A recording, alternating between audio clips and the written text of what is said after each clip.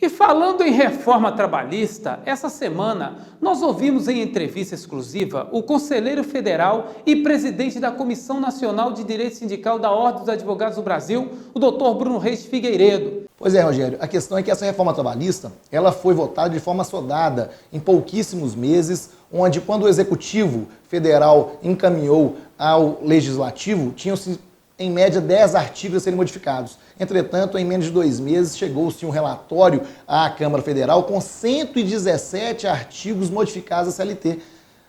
Isso sem qualquer discussão com a sociedade brasileira, onde a sociedade é que sofrerá as consequências, e os reflexos de toda essa mudança na legislação trabalhista brasileira.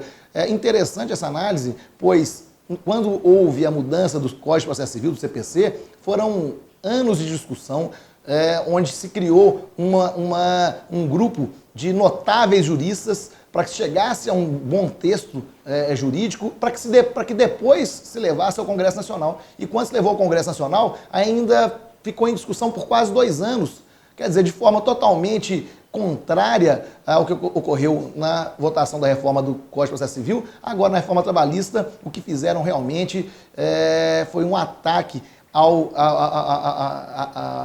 Estado Democrático de Direito, quando não se levou à Câmara Federal na Comissão de Constituição e Justiça, onde se analisa as inconstitucionalidades da lei. Somente no Senado é que foi a CCJ, mas na Câmara não se passou por nenhuma comissão, com aquele termo de urgência, entenderam por bem em votar-se tudo em pouquíssimos meses e sem discussão com a sociedade brasileira.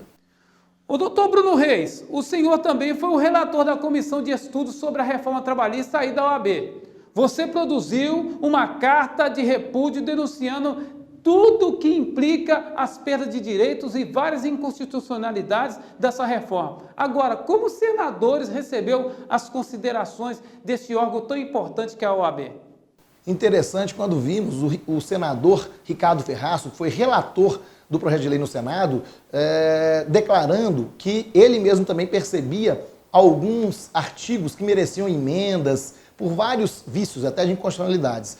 Entretanto, ele percebia que tal questão não deveria ser tratada no Senado naquele momento, tendo em vista a linha colocada pelo Executivo Nacional, e que isso poderia ser tratado a posteriori por medida provisória, pelo presidente Michel Temer.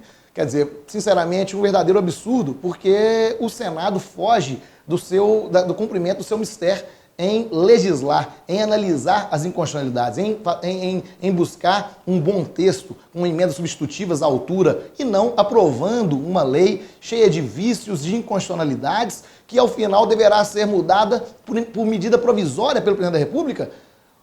O chefe do Poder Executivo não tem o condão de legislar. Quem tem o condão de legislar é o Legislativo, através da Câmara e do Senado. Então, realmente, esse projeto de lei, infelizmente, ele tem em seu bojo inúmeros vícios praticamente insanáveis. Vem comigo. Mais um absurdo. Se por um lado se fala em modernização, por outro lado não podemos negar eventuais retrocessos em direitos adquiridos ao longo de muitos anos pela sociedade. Não podemos aceitar que a classe trabalhadora, responsável pelo desenvolvimento do Brasil, submeta aos acordos corruptos dessa classe putrificada de boa parte desses políticos ladrões que vêm desfigurando todos os direitos do povo brasileiro. É um absurdo.